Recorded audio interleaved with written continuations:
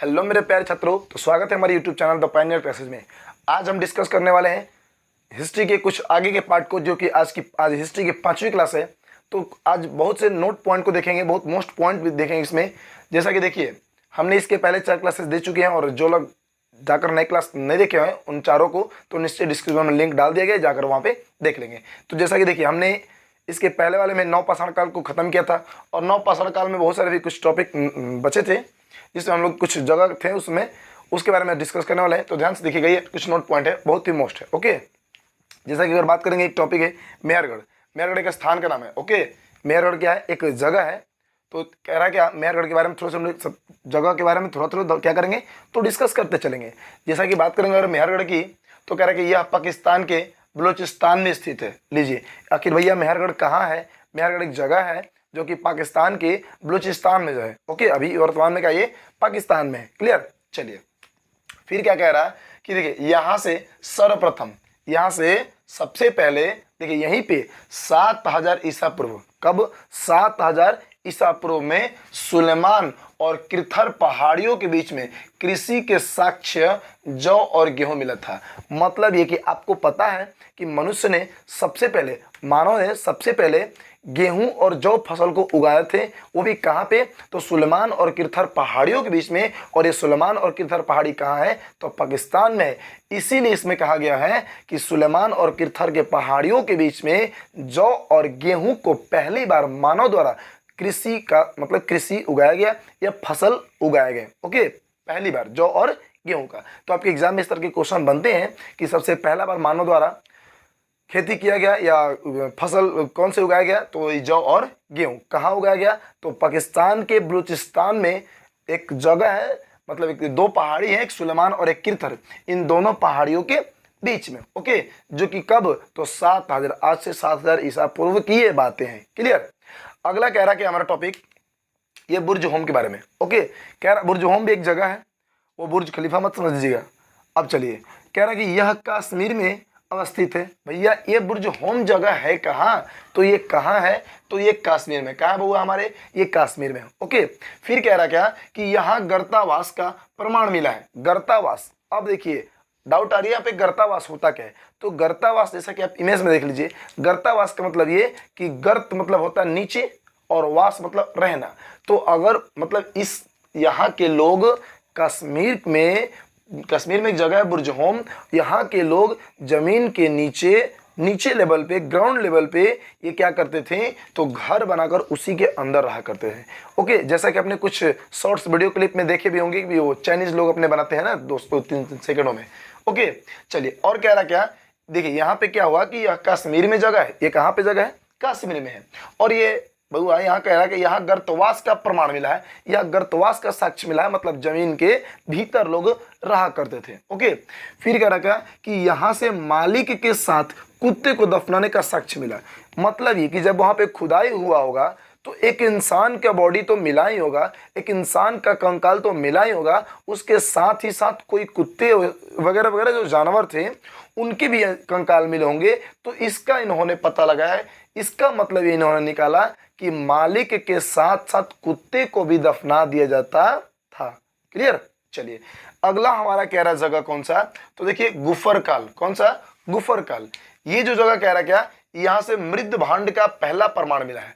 अब बात आती है आपके मन में कि भैया मृद भांड होता क्या है? तो मृद भांड का मतलब ये, जैसे अभी भी हम लोग इसका इस्तेमाल करते हैं, आप लोगों ने नाम सुना होगा गुल्लक। ओके, गुल्लक मतलब चूका का, मटका का जो होता है ना जी, तो वही कह रहा है कि यहाँ से किसका प्रमाण मिला है? तो मृद भांड का प्रमाण मिला है, साक्ष्य मिला है। मतलब कि ये चीजें वहां पे पहले गुफर काल में होती थी। ये कश्मीर में स्थित है जो बुर्ज होम, यहाँ पे कुत्ते के साथ मालिक के साथ कुत्ते को दफना दिया जाता था। समझे? ऐसा पहले का रीति रिवाज हुआ करते थे।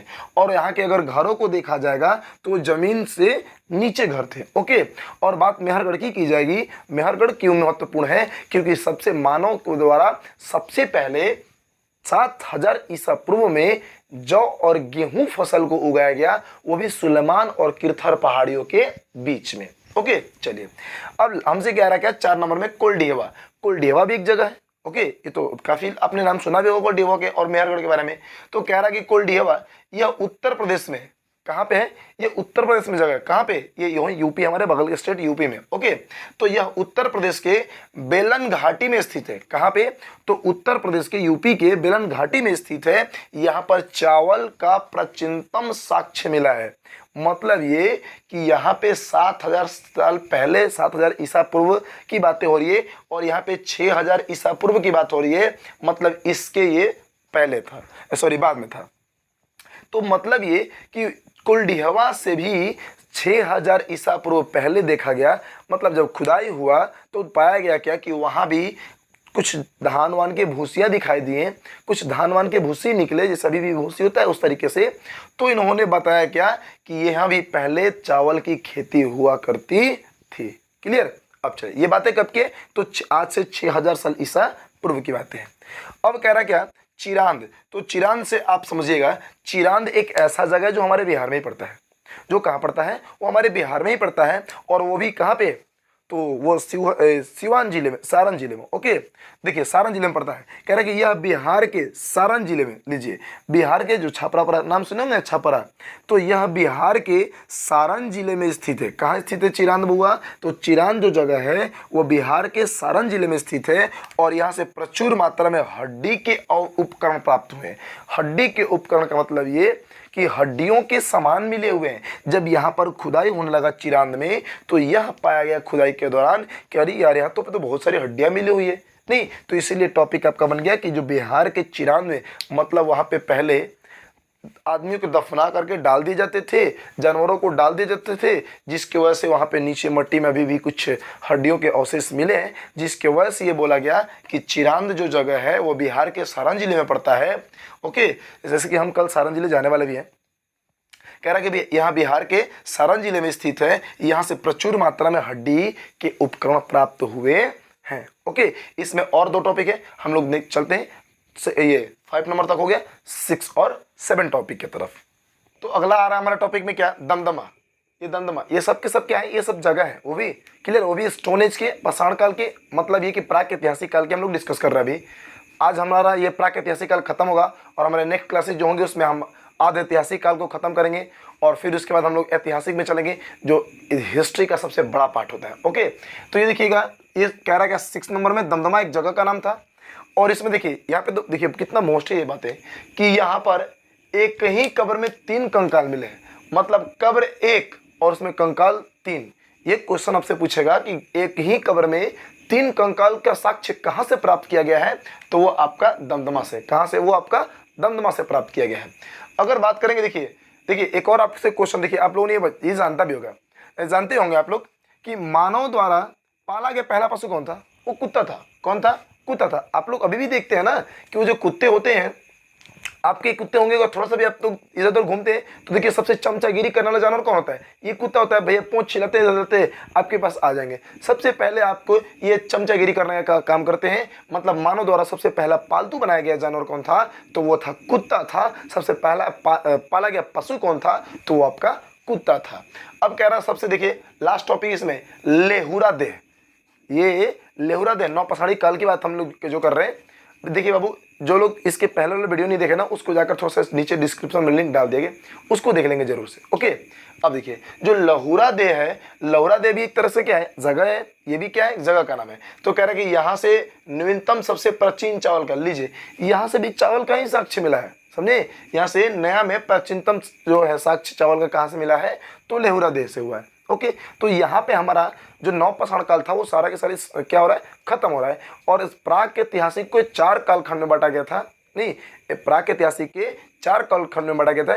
एक पूरा पाषाण काल, एक मध्य पाषाण काल, एक नवपाषाण काल और एक ताम्र पाषाण काल। तो हमने पिछले वीडियो में नवपाषाण काल तक हमने पढ़ लिया। इसमें यहाँ तक लास्ट टॉपिक था, ये हमने खत्म कर दिया। अभी जो हमारा लास्ट बचा है वो हमारा है ये ताम्र पाषाण काल। ये प्राक ऐतिहासिक के चौथा भाग है। ओके, और सबसे अंतिम भाग है, अंतिम समय है। ओके, ताम्र पाषाण काल।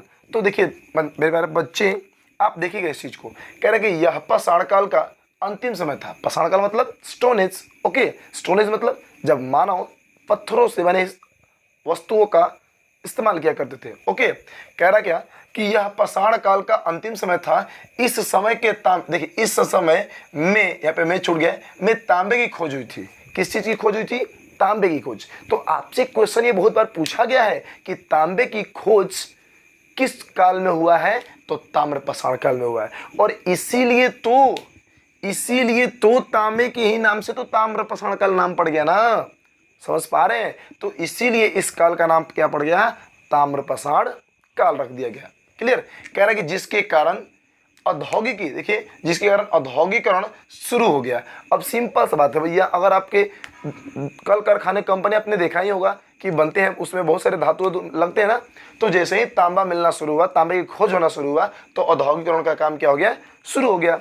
अब आगे देख रहे क्या देखिएगा, कह रहे कि इसी औद्योगिकरण का विकसित रूप सिंधु सभ्यता के देखने को मिलता है। सिंधु सभ्यता में बहुत सारे कल कारखाने कंपनियों के साक्ष्य मिले हैं, और जिसका पीछे रीजन ये है कि वो ताम्रपाषाण काल में प्राप्त किया गया, खोजा गया धातु तांबे की बात हो रही है। ओके, अब देखिए कह रहा है कि नौदा टोली मध्य प्रदेश का एक महत्वपूर्ण ताम्रपाषाणिक पुरास्थल है। एक जगह का नाम रख दिया गया जिसका नाम नौदा टोली।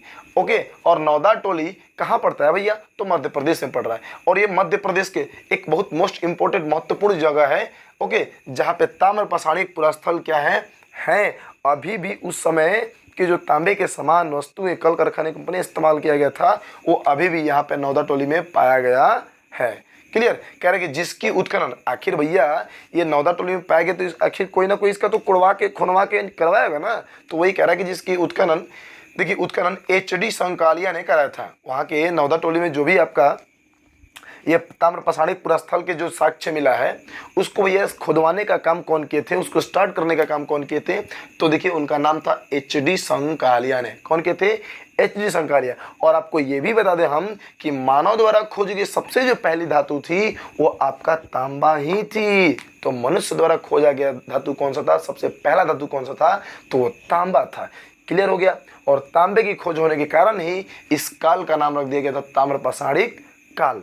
तो आज की क्लासेस आपकी कैसे लगी, हिस्ट्री क्लासेस? तो आज हमारा देखिए हिस्ट्री को 3 कालखंडों में बांटा गया था, 3 पार्ट में बांटा गया था, जिसमें हमारा पहला पार्ट था प्राक ऐतिहासिक।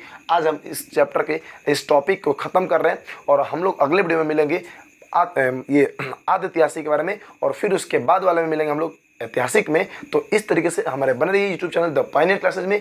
तो फिर मिलते हैं हम लोग नेक्स्ट वीडियो में। तब तक के लिए जय हिंद, जय भारत। और हाँ, एक बात, 1 मिनट थोड़ा सा रुकिएगा।